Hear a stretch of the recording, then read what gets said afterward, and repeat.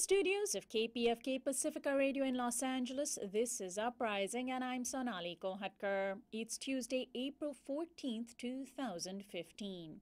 Paying tribute to lost elders. We'll celebrate the legacy today of the late Eduardo Galeano by hearing him read his own works.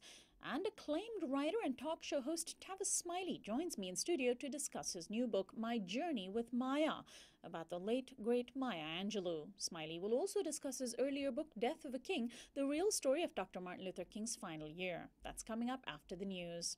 Joining us now to analyze today's headlines is Robert Jensen, author and a professor of journalism at the University of Texas at Austin. Hi, Bob. Hello, Sonali. A year after 250 girls and young women were abducted in Nigeria, events are taking place to mark the one-year anniversary of the horrific mass kidnapping that sparked global attention. The hashtag #BringBackOurGirls campaign received widespread support, including from famous figures like First Lady Michelle Obama and Nobel laureate Malala Yousafzai.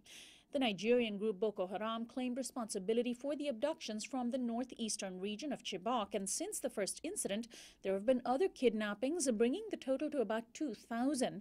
Most of the girls remain missing. A new report by UNICEF released yesterday adds to the grim picture.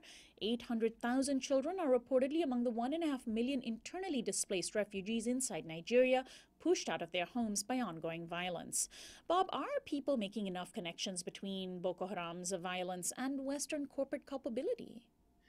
Well, Sonali, your question implies that it's not enough to just condemn terrorism and condemn ideological extremism, but it's actually important to understand the context. Are you making such a radical claim? My God.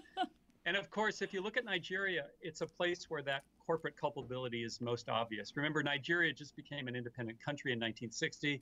Its oil resources have been dependent on the exploitation of foreign companies, especially U.S. companies like Chevron. And it was those companies that allowed Nigerian dictators to really run roughshod over the population. Where do groups like Boko Haram emerge from? They emerge from in countries where other kinds of movements, secular movements, can't achieve the basic aims of human decency. And I think we do have to bear some responsibility for that here.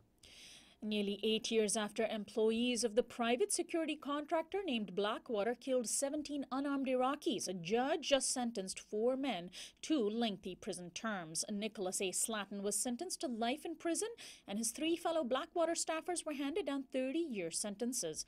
The incident took place on September 16, 2007 in Nisour Square in the Iraqi capital of Baghdad at the height of the U.S. war. Among those who testified at the trial was Muhammad Hafed Abdul Razak Kinani, whose 9-year-old son Ali was among those killed. Kinani told the judge yesterday Blackwater had power like Saddam Hussein. The power comes from the United States.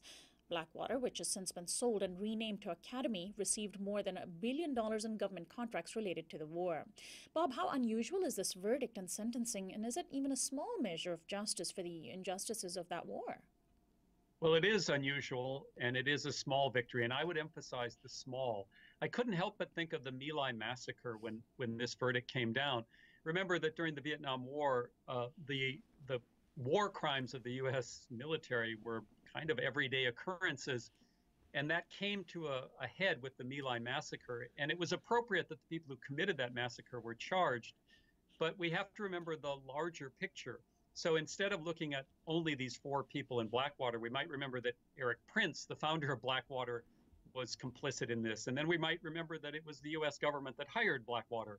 And the U.S. invasion of Iraq itself was a crime against peace. U.S. troops committed war crimes on a routine basis. And so, yes, whenever people who commit violence like this are held accountable, it's a good thing, but only if we keep that larger picture in mind. And finally, about 24 protesters interrupted a lunchtime meeting of hundreds of hedge fund managers and investors in New York yesterday. The activists called on investors to require higher wages for workers at companies like McDonald's and Burger King, as well as the Darden family of restaurants, where some of those present apparently invest their money. They chanted dignity at Darden, no poverty wages, and pay your workers, shame on you. The protest came a day after the UC Berkeley Labor Center released a report called The High Public Cost of Low Wages. According to the report, the huge profits that companies make by refusing to pay their employees a living wage are propped up by $153 billion a year in taxpayer subsidies in the form of public assistance. Tomorrow is a national day of action by the Fight for 15 campaign. Bob, can wealthy investors be shamed into raising wages? I feel there's a kind of a trick question there. Can wealthy hedge fund managers understand what shame might be? Do they have a conscience? Is a question, and I'm not going to speculate on that. I'm not a theologian, but it's really not the investors we care about. It's the public pressure that can be brought to bear on them. So the Restaurant Opportunity Center, which organizes this protest, is one of those really creative groups that's making these issues visible. But we have to remember that it's power, and power traditionally in this context has come through organized labor, that really is going to make the big changes. So it's good that these new tactics are highlighting these questions.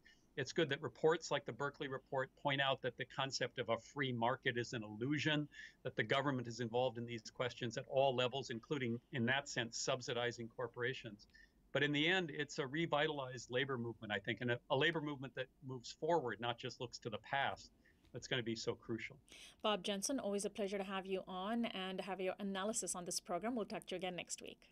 Thanks, Sonali. Robert Jensen is an author and a professor of journalism at the University of Texas at Austin. He's our daily newsflash guest expert on Tuesdays. This is Uprising. We'll be right back.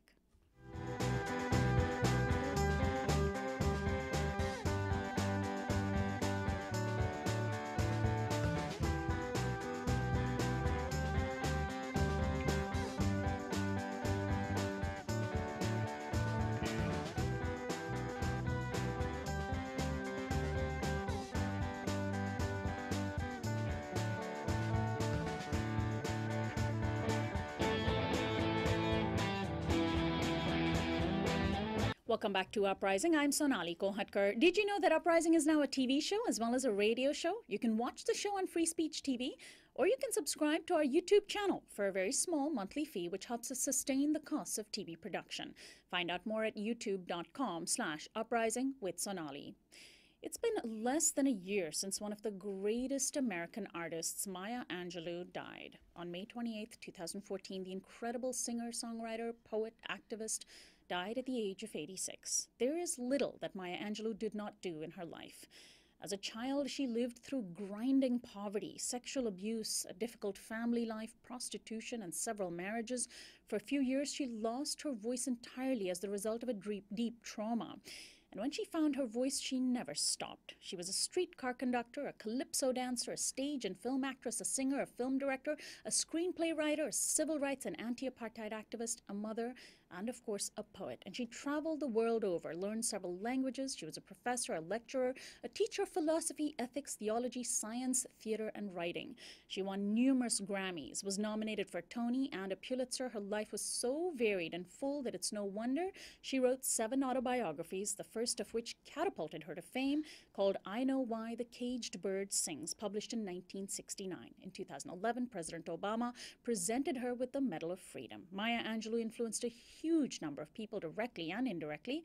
Directly, she influenced my guest, the popular broadcast journalist and writer Tavis Smiley, whose new book pays homage to a woman who was a mother figure and a mentor. Tavis Smiley is the host and managing editor of Tavis Smiley on PBS and the Tavis Smiley Show from Public Radio International. He's a best-selling author who's written 12.5 books, and he now joins me in studio to discuss his latest book, My Journey with Maya. Welcome to the show, Tavis. Sonali, good to be on. Thanks for the opportunity. Thanks so much for joining us. Well, you began your friendship with Maya Angelou in the early 1990s when you accompanied her on a trip to Ghana, where she delivered the W.E.B. Du Bois lecture. Set the stage for us first in terms of where you were personally and professionally. You hadn't yet embarked on your journalistic career, and in a way it seemed as though, at least from your book, she provided just the spark you needed. Yeah.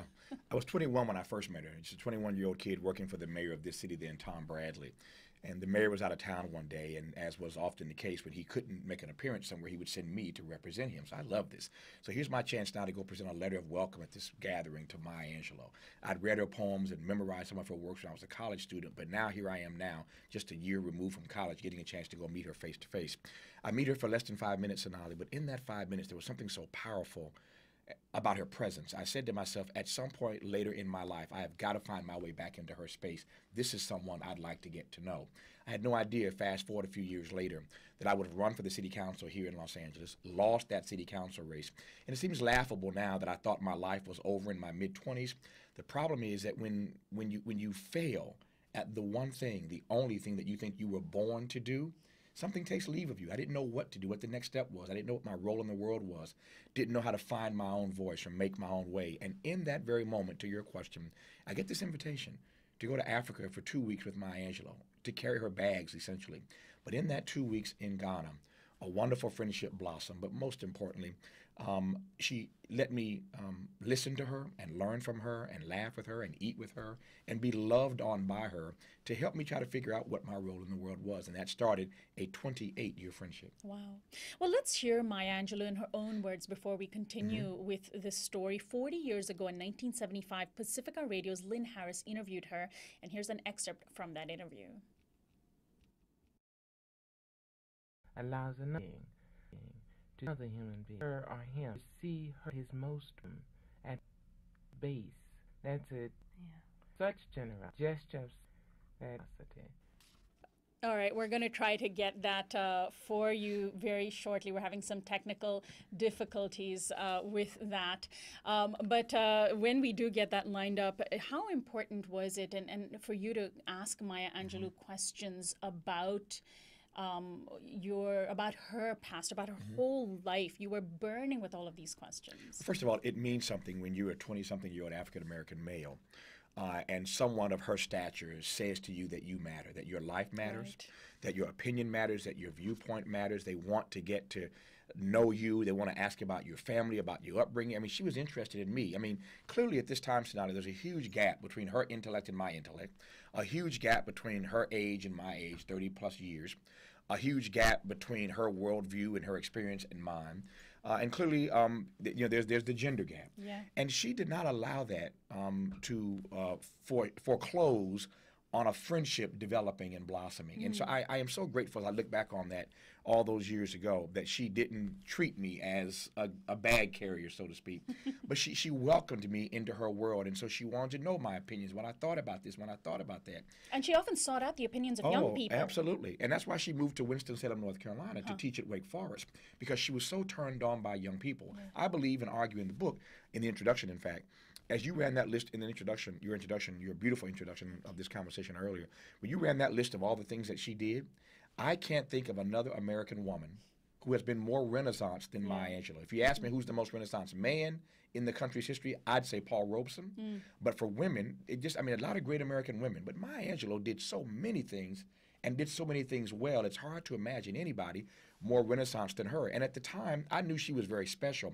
But over the course of that 28-year friendship, and all the conversations and our travels and our dinners, and she's staying at my place and I'm staying at her house, and all these things that we did together, it was just the most wonderful experience of learning from someone who is so wise. Yeah. It was great to have her around.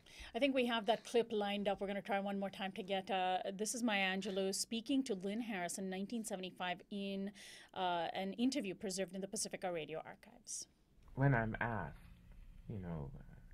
how did you make it, if one looks at my life and considers that an anthropologist or a sociologist would look at my early life and say I'm a born loser, have to be, child of a broken family, raped at 7.5, growing up in poverty, black in the South without parents, direct parents, an unmarried mother at 16, it would seem that, there's no way out. But I've had so many people be kind to me, and I've always recognized kindness. When a human being allows another human being to see her or him at his most base, that's a gesture of such generosity that it's hard to even write about it. But it does in turn, hopefully, make me generous. And it did, I think, make her generous to you and to all of the people she touched in her life. Maya Angelou, talking about the things that she went through. And one of the things that struck me as I was reading your book, Tavis, was that she never followed a script. There was no path. She sort of defied so many expectations. And as you were saying in your point in your life when you thought that you had a career in politics and then that failed, and in a way she helped you discover, although she didn't tell you directly, you should go be a radio commentator, right?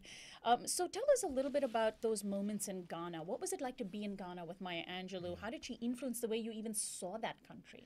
Well, first of all, I'm in my 20s. I'm just a kid. I've never left the country. So I'm leaving the country for the first time. I'm going to Africa, black man, going to the motherland, going to Africa for the first time. Going with Maya Angelou. When we get there, we're greeted by the president. It never occurred to me that African countries actually have black presidents, African presidents. And here I am for the first time in my life meeting an African president of a country who's greeting Maya. She had lived in Ghana earlier in her life, as you know, Sonali. So now this is a huge homecoming for her. So they roll out the red carpet. The presidential motorcade is there. She's not staying in a hotel. They invite her to stay in the presidential palace. And so I'm hanging out with her in the presidential palace. And then because she was there to give this major address, as you mentioned at the Du Bois Institute, a lot of iconic figures know she's coming back home. And they want to be in Ghana to watch her give this major address. So Stokely Carmichael shows up. Miriam Makeba shows up. The great historian John Henry Clark shows up. These are all the people that I'm sitting around and sitting amongst, listening to them talk. And I was there as, again, to carry bags and just to stay out of the way, but to be able to sit in and listen to those conversations. And then for Maya, at any number of points, to pull me in. What do you think about this, Tavis? What do you think about that? What's your viewpoint about this? I mean, I'm being asked to be a part of these conversations, and it's clear that she values my opinion. And so for almost 2 weeks in Africa, these conversations get more organic and more dynamic, and just sitting and listening, as I said earlier, and learning and laughing and being loved on by her was amazing. And then when she finally, at the end of our trip, Sonali, builds up to the final, she gave a number of addresses, but the big one was this Du Bois Institute lecture. And the refrain that she kept using that day in an almost hour address, the refrain that she kept coming to, that she built the speech around, were these words: "We have already been paid for." We have already been paid for. Her point is that the service and the sacrifice and the struggle, the blood, the sweat, the tears, the deaths of those millions of Africans lost in the Middle Passage, we have already been paid for. And she's basically looking at me in this audience saying, because we've already been paid for, there is a debt that we owe. We can never fully repay this debt, but it's our job to make a down payment on that debt. And so I'm taking all of this in, and I'm looking at all these folk around me who have found their own voices. And it's abundantly clear to me that I do owe a debt, that there is something that I have to do with my life. And she says to me in our last conversation, back to your initial comment, in our last conversation, she says to me, when I want her to just tell me how this is going to work out, how do I find my voice? What is my way? What is my role? What is my place? She looked at me and she said, "Baby, we find our path by walking it." Yeah. We find our path by walking it. And that goes back to what you said earlier. She never allowed the journey that she was on to obstruct her view of where she was headed. And she understood that for all the different things that she tried, all the things that she did, she had to find her way, as you heard in that clip. She was written off by some people, but she had to find her way by walking it. And that's what she said to me: we find our path by walking it. And that wasn't the answer that I was looking for, but I held on to that. And I held also on to one other thing she said on that trip. As we talked about the fact that I had lost the city council race, and I didn't know what the next step in my life was or how to find my voice, she said to me, we find our path by walking it. And she said to me, maybe you should consider that rejection is redirection. Right. That rejection is redirection. You see it as rejection, but maybe the rejection is redirecting you to where you really need to be. And that's what opened the door for my mind to consider that there was another way to love and serve people. And here we are, 28, almost 30 years later. I figured it out. Well, Tavis, she was friends with a great many number of incredibly well-known people. Among them, of course, your idol, Martin Luther King Jr., who you describe in your book had a very profound impact on your life early in your life when you heard his sermons. But she was also friends with and colleagues with Malcolm X. And what lessons were there in the way in which she navigated her relationships between these two men who represented two different ways in the civil rights movement? Maya said to me all the time, one of her favorite refrains was, I am human. And because I am human, nothing human is alien to me. I am human. And because I'm human, nothing else human is ever alien to me. There's so many ways to take that beautiful phrase. But to your question now, it allowed her to respect. That belief system allowed her to respect, not just respect Sonali, but to respect and revel in the humanity of everybody. It's that clip we heard of her a moment ago. What allowed her to be so generous to everybody else was the path that she had walked and all the trouble that she had endured and all the folk who had been so kind to her. I believe that gratitude is the gateway to greatness. Gratitude is the gateway to greatness. And if you can find in your life a way to be grateful for the people, for the places, for the experiences you have, then your life will be that much greater. And so because she lived in a place of gratitude and was generous and wanted to find that thing that made everybody so special, she could be friends uniquely with both Malcolm and Martin. And that was always fascinating for me. And so to sit in Ghana, and even after Ghana, all the 28 years of our friendship, to hear her tell me stories, to regale me with stories of her friendship and her times with Malcolm X, to her conversations about her time with Martin King. And of course, she and Dr. King have a unique and eerie sort of connection. Yeah. She's born on April 4. Dr. King is assassinated and killed on April 4. As a matter of fact, she's in New York on her 40th birthday. Yeah. She's preparing for a big birthday party that night to celebrate her 40th year of living. And it is on her 40th birthday that her friend, Martin Luther King Jr., is assassinated in Memphis. For years after that, she wouldn't even celebrate her own birthday. It didn't feel right. Until one year, Coretta Scott King sent her a beautiful bouquet of roses and said, you must live. Life goes on. And from that year on, every year on April 4, Maya would send Coretta Scott King flowers. Coretta Scott King would send Maya flowers, and they did that every year until Coretta Scott King passed away. But it's a wonderful lesson about how, again, we don't ever contest the humanity of individuals, that none of us has a monopoly on the truth, that we have to be open to having our assumptions re-examined. When we don't close ourselves off to different ways of thinking, we expand our inventory of ideas. And the fact that she could be friends with Malcolm and Martin said to me that I've got to be open, I've got to be charitable, I've got to be generous. There's a reason I've got one mouth and two ears. I have to listen to what people have to say if I want to be made a better person. And I think that was one of the things that really jumped out at me from your book, is that she had so many lessons that you were lucky enough to get first person from her, but so many times in our movements, you know, among particularly people on the left and progressives who are desperately struggling to find answers to injustices, we're not kind to one another either. And she described, you described how she navigated conflict, how she handled anger from other people. You point out some examples of how gracefully she would handle, in one particular instance, a student who asked her an aggressive question in a lecture, even an encounter with Tupac Shakur. Can you tell us those stories? Yeah, she was on the set of a film, Poetic Justice, that was starring Janet Jackson and Tupac Shakur. She's in her trailer one day, and outside she hears this awful tirade of cursing. And she listened for a minute, and it got louder and it got more boisterous. And so she steps outside the trailer to see these two young men who are cussing each other out, and they're about to go to blows. And being Maya, she boldly stepped in between the two of them. A woman steps in between these two black men who are about to go at it and cussing each other like nobody's business, and pulls the most aggressive one to the side, and basically talks to him. And she said, when's the last time you were told that you were loved? When's the last time you were told that you mattered? Why are you behaving in this way? Tell me what is bothering you? She literally talked him down from this perch that he was on, this angry perch, and has a brilliant and loving conversation with him, and until the conversation diffuses this situation.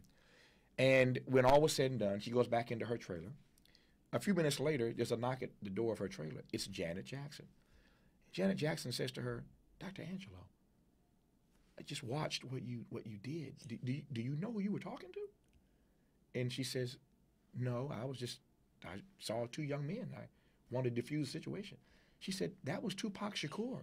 Maya had just got on the set and had not met Tupac Shakur. Right. So here she is talking to Tupac Shakur about his life and about his worth and his value, and she didn't know who he was.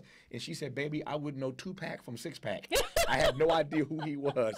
But weeks later, she said she got a handwritten letter from Afeni Shakur, Tupac's mother, and Tupac had shared with his mother the story of his encounter with Dr. Angelo that day. And his mother, Afeni, was writing Dr. Angelo to tell her thank you for being so kind and so generous and so loving toward my son. So even Tupac Shakur nobody was able to get away from her love, her kindness, and her generosity. She was also an incredible cook. Oh yeah. And loved to host dinner parties. How important was food and even drink, a little bit of indulgence? How important was that to her? Because when we think about, so many of us are sort of worried about what we eat and eating right, and we're told constantly that if we want to keep our minds sharp, we should avoid these things. But she just enjoyed herself. She did. She enjoyed herself. And the beautiful thing about the food is that every meal for her was an event. And I never, ever considered that she had one of her last books was a book called Hallelujah, The Welcome Table. And that's what her table was at her house. It was a welcome table. You were welcome to sit around her table. I describe in the book some of the meals that we had from time to time. I describe in the book how as many times as I ate with her, I never sat at the same place setting one time, because every meal was an event. So the napkins were different, the silverware the cutlery was different, everything, the glasses, the china, everything was different at every meal, because every meal for her, these dinner parties were events for her. And so the food was part of the joy, part of the celebration, but more than anything else, it was the conversation. Now, she was a great cook. She did a number of cookbooks that were all, very much best-selling books.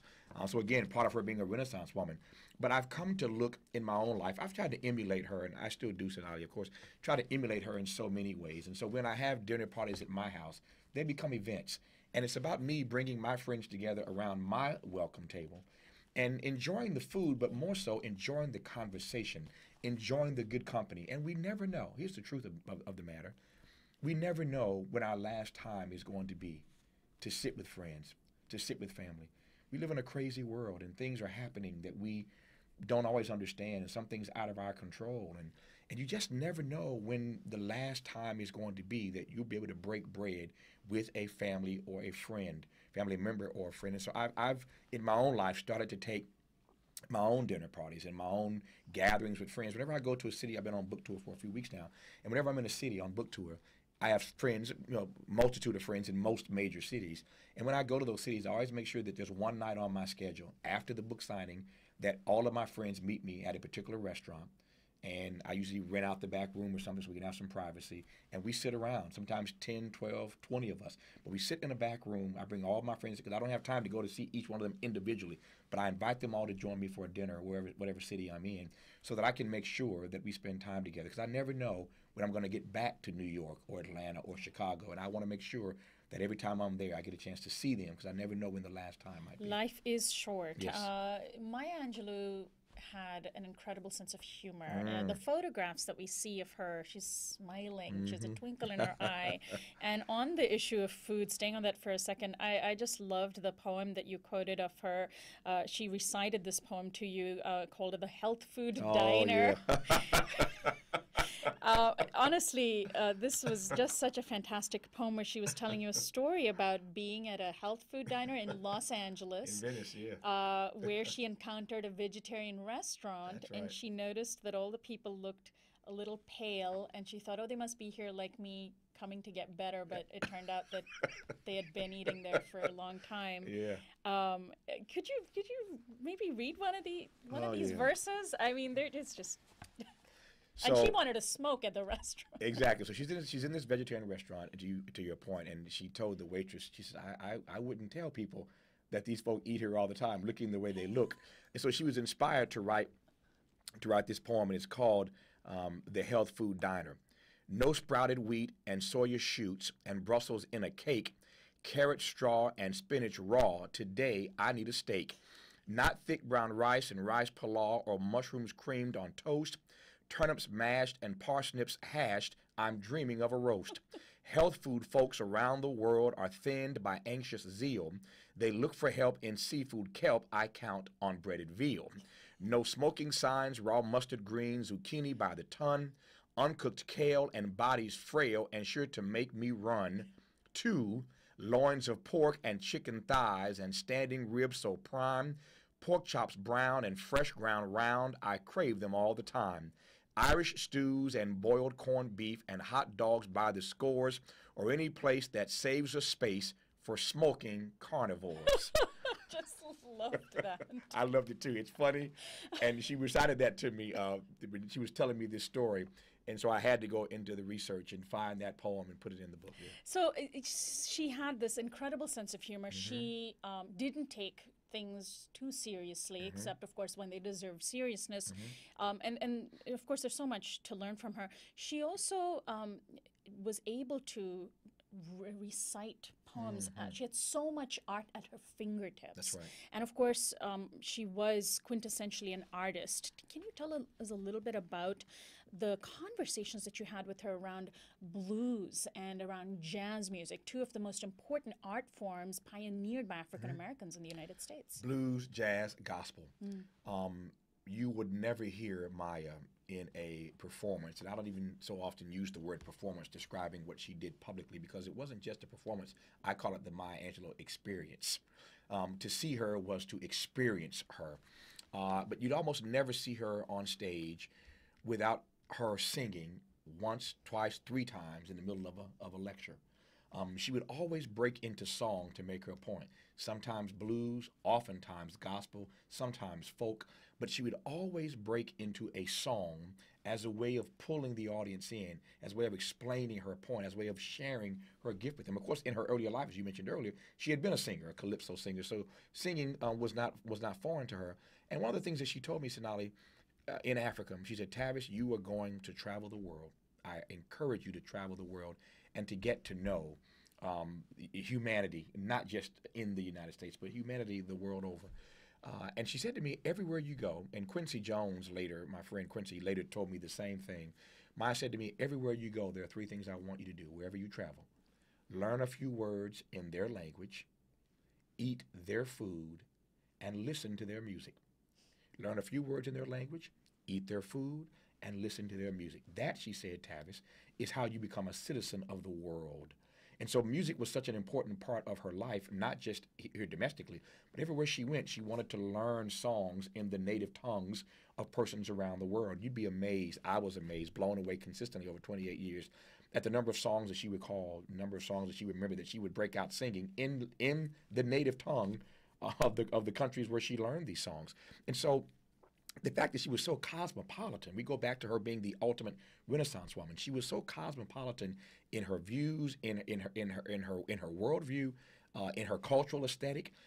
She never again saw any art being foreign to her. She appreciated and loved Shakespeare. Absolutely. She even taught Shakespeare. Right? and my favorite, which is funny to me, I used to hear her all the time refer to this person called Eep. She'd call him Eep. Eep this, and here's why I love Eep. And Eep said this, and let me tell you what Eep said. It's always Eep, Eep, Eep. And one day I said to her, I said, who is Eep? Because I'm feeling a little stupid now. Because she's quoting these poems and things, and I have no idea what she's talking about. Oh, I'm sorry, baby. Eep is what I call my friend Edgar Allan Poe. So Edgar Allan Poe was who she was referring to when she said Eep. So she loved poetry, and she had her favorites, of course. But no art, again, not unlike human beings, no art was ever foreign to her. Yeah. I'm speaking with Tavis Smiley. Tavis, we're going to take a short break, and when we come back, I want to talk a lot more about both Maya Angelou, based on your book, My Journey with Maya, as well as your earlier book, Death of a King, the real story of Dr. Martin Luther King Jr.'s final year. We'll be right back.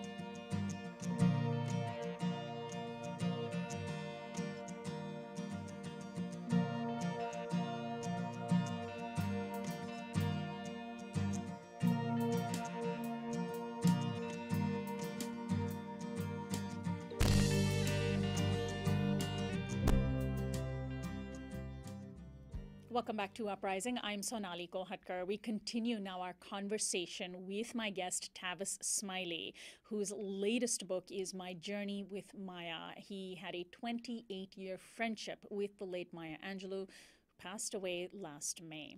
Now, one of the things, Tavis, that Maya did, just kind of following up on what we were talking about before in the earlier part of the program, was that she never really had a rigid path for where she was going. She didn't hesitate from taking controversial positions, for example, and occasionally she would find herself isolated. And you described this interesting encounter in your book where you disagreed with her position on Clarence Thomas and his nomination to the Supreme Court. She had written an op-ed defending that nomination, and you and her did often disagree, but and I think the way in which you disagreed with each other also tells a lot, also has some lessons about how we talk to one another. Can you tell us about that? Well, first of all, there was obviously a huge gap between her, again, her experience, her worldview, her intellect, than mine.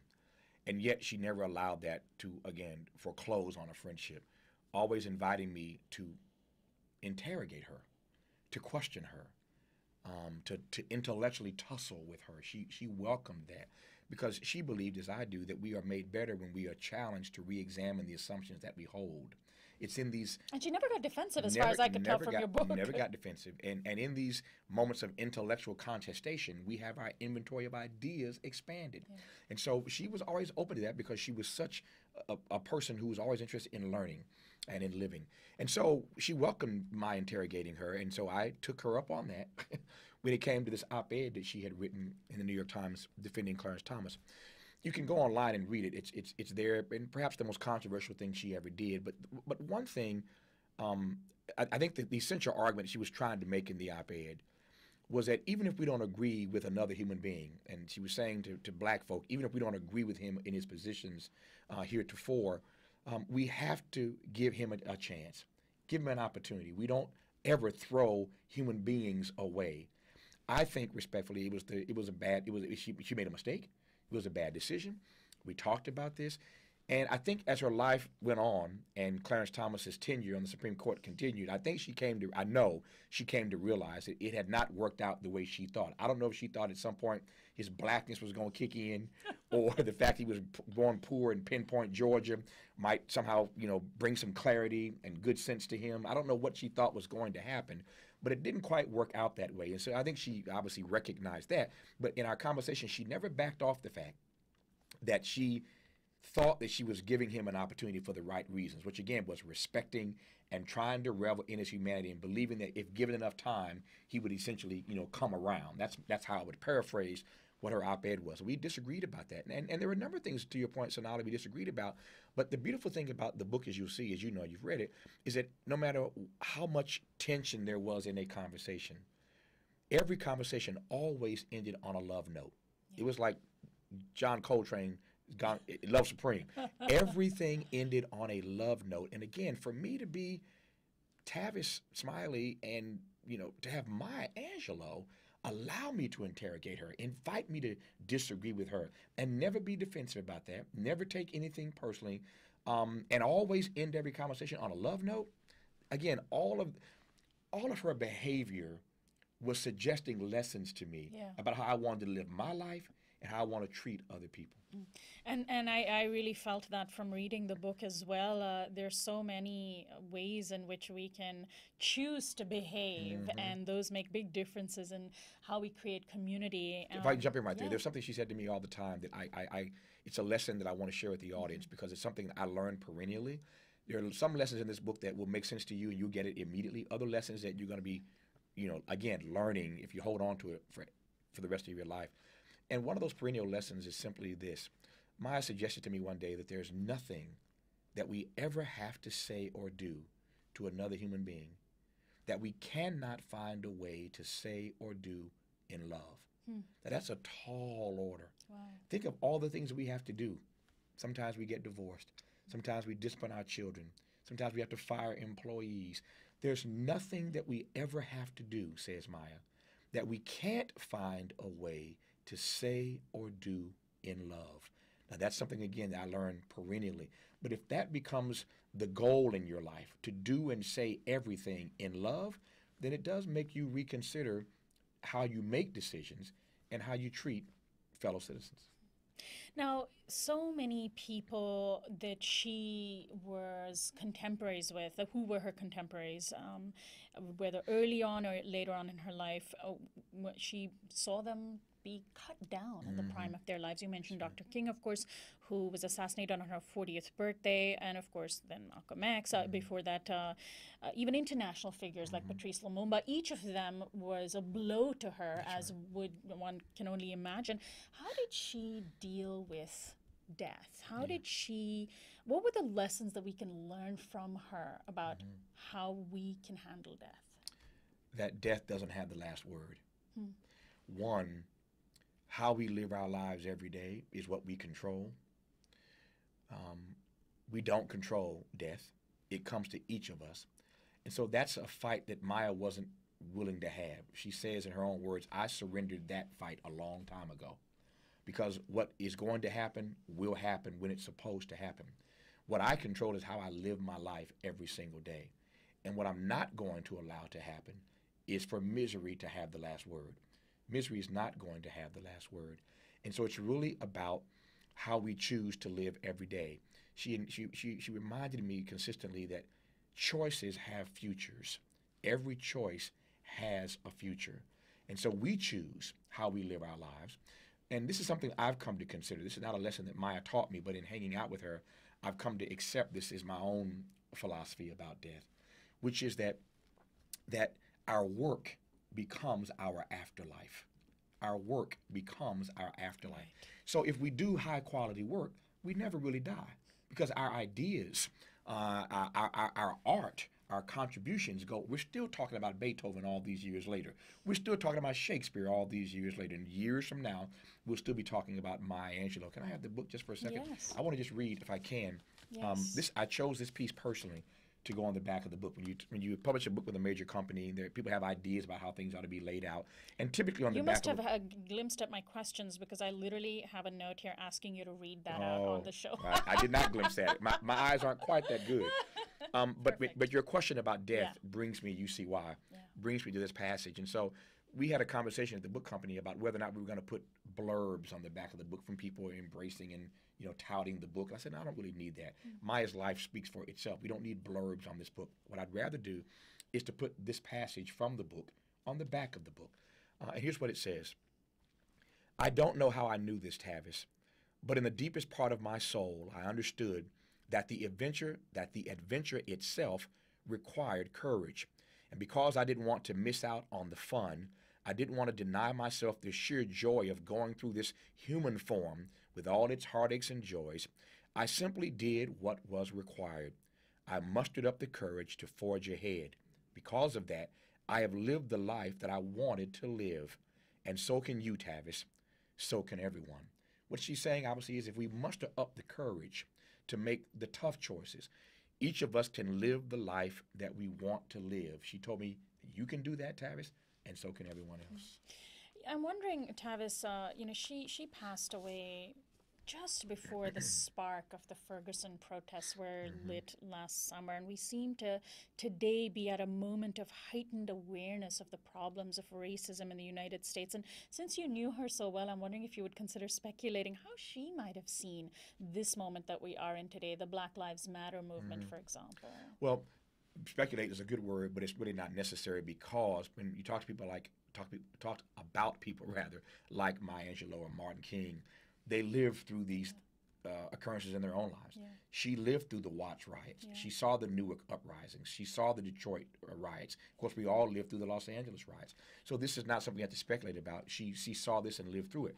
I think both she and Dr. King believed that violence is both impractical and immoral. So that violence is not the answer to our crises and to our problems. On the other hand, because she loved young people so and loved seeing them engaged, she would absolutely be celebrating the advocacy of these young people for justice and for fairness. And she'd make a distinction between, charity and justice. There are a lot of people who are engaged in philanthropy and think that all we have to do is give a little money here, do a little, a little charity work here. But justice is a very, very different situation and issue. And so she'd be absolutely celebrating the fact that these young people are finding their voice, are making their way in the world, are trying to make the world better when they leave it than when they found it. That's a beautiful thing to see young people engaged in that way. It is the reason why she moved to Winston-Salem to teach at Wake Forest. She loved young people. I'm exhibit A of what happens when she comes into contact with a young person whose mind she finds to be fertile. She wants to feed that. She wants to support that. She saw herself as a gift that she wanted to share with other people. And so I suspect that were she here now, she'd absolutely be celebrating the advocacy of these young people, but again, telling them to behave and to work in ways that would not be counterproductive. Now, your book, My Journey with Maya, is your second book of this year, and it's only April. Yeah, In January, you published Death of a King, the real story of Dr. Martin Luther King Jr.'s final year. And King, of course, deeply influenced you and has influenced you. How important is it for us to clarify his legacy, particularly in that final year, where he did become a very controversial figure in the U.S.? And we forget that because we've kind of deified him now, and how he was being seen by elites in the day. Why is that so important? In the last year of his life, to your point, he's persona non grata. He's become a pariah. Hard to put the word pariah and king in the same sentence, but that's what he was. April 4, 1967, he gives a speech called Beyond Vietnam, where he calls the U.S. the greatest purveyor of violence in the world today, and then says if we don't get serious about the triple threat facing our country, we're going to lose our democracy. That triple threat: racism, poverty, and militarism. Racism, poverty, and militarism. For giving that speech and for coming out so aggressively against the war in Vietnam, everybody and everything turned on him. The media turned on him. The White House of Johnson turns on him. They disinvite King to the Johnson White House. And then white America turns on him. The last poll taken in his life found that nearly three quarters of the American people thought he was irrelevant. Almost 60% of his own people, black people, almost 60% thought he was persona non grata. And I mean the NAACP turns on him, the Urban League, Whitney Young, Roy Wilkins, Adam Clayton Powell Jr., Ralph Bunche, Thurgood Marshall. Everybody turns against Dr. King in the last year of his life. And so King in the last year, Sonali, he can't get a book deal. He can't get a paid speech. He's not welcome in black churches. The organization he runs is bankrupt. He personally dies bankrupt. Harry Belafonte has to pay for his funeral. And of course, there were death threats all along the way. So this is the story of Martin King that we really don't know, of the price that one has to pay for living his life by a certain set of immutable principles, and for standing in his truth. But it's a story that I think we have to know if we're ever going to truly appreciate King for who he was. His life didn't stop after I Have a Dream. This last year is the critical and crucial year to understanding who he really was. And this year we're seeing a ramping up, I mentioned the Black Lives Matter movement, but we're also seeing a ramping up of a movement for economic justice. Tomorrow, major National Day of Action for the Fight for 15 campaign.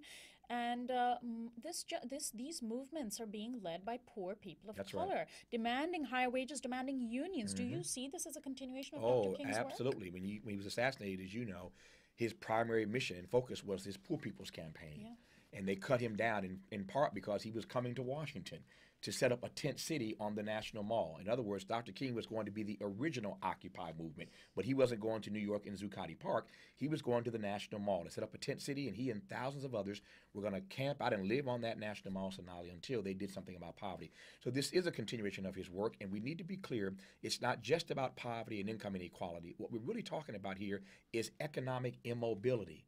A way to allow people who are poor to move up from their poverty, come out of that station in life. So there's always going to be, to some degree, income inequality. We have to fight that issue.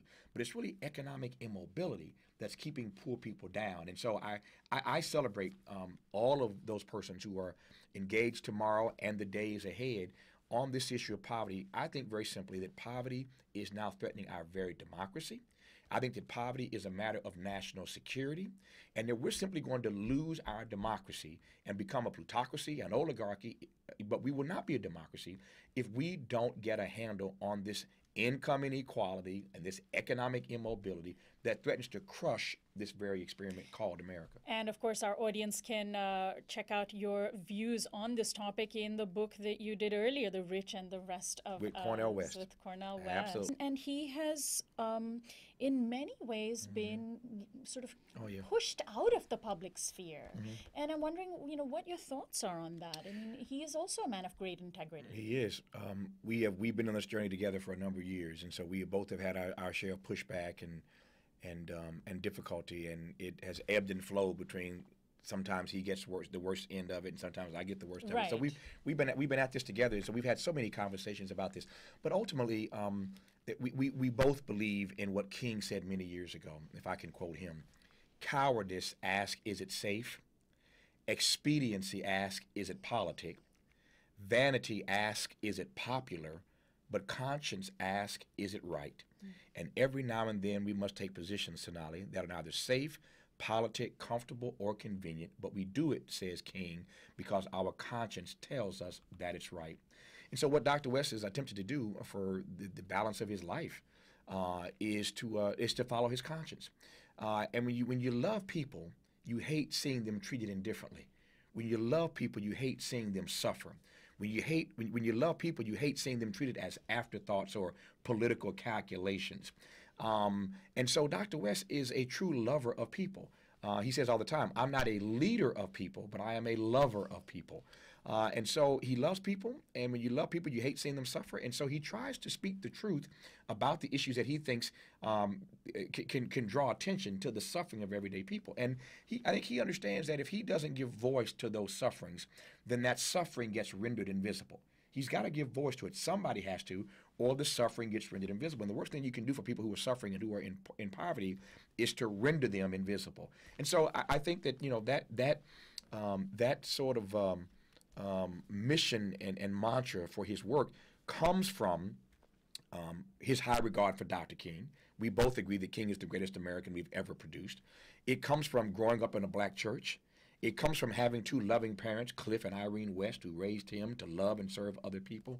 And so my point is he got it honestly. It's in his roots. When he was just a kid, I had the privilege of through my publishing company, Smiley Books, publishing his memoir, Brother West.